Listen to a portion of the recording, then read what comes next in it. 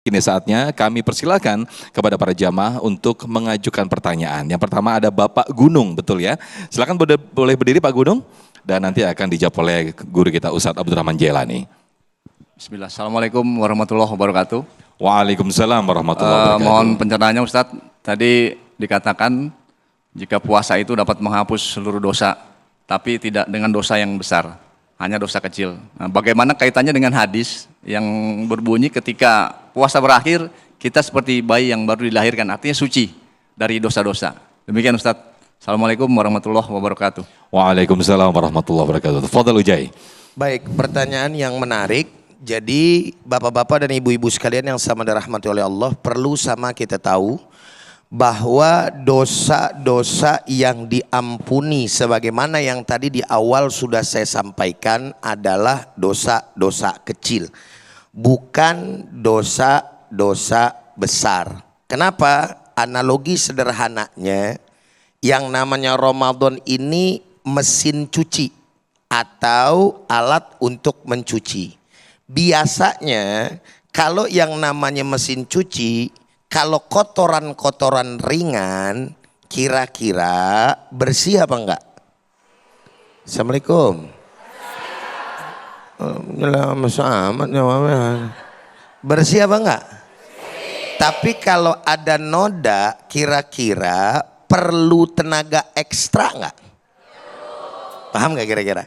Nah sekarang kalau kita nyuci, ada yang namanya pakaian kotor, kotornya ringan, ama ada noda, dua-duanya kita lakukan. Kita cuci juga di mesin cuci, lalu kita pakai tenaga ekstra untuk yang namanya menghilangkan noda, nambahin lagi gitu kan, cairan apa sih bahasanya? Ya pemutih lah ya, jangan sebut merek nih. Kita kucek-kucek lagi, kira-kira jadi bersih nggak?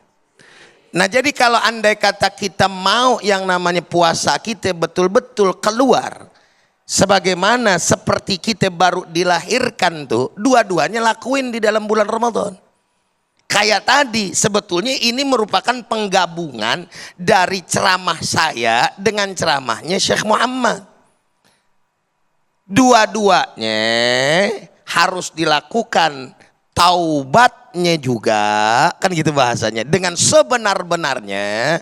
Ya ayyuhalladzina amanu, tadi tubu ilallahi taubatan nasuha, dilakukan tuh di dalam bulan suci Ramadan. Untuk apa?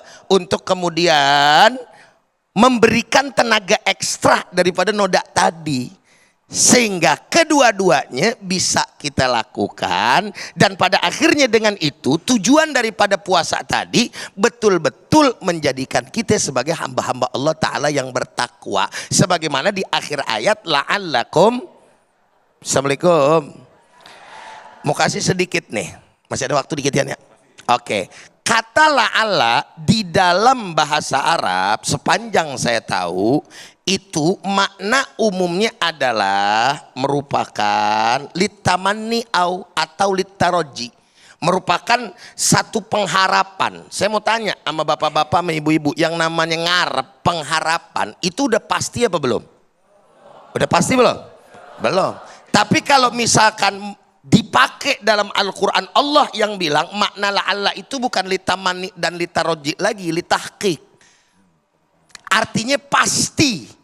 Kalau ente jalanin puasa nih dengan baik, dengan bagus, rukunnya, terus kemudian yang membatalkannya secara fikih, lalu kemudian pada akhirnya disempurnakan dengan taubat tadi, kesungguhan ibadah segala macam, maka seakan-akan Allah mengatakan pasti kamu jadi orang yang bertakwa.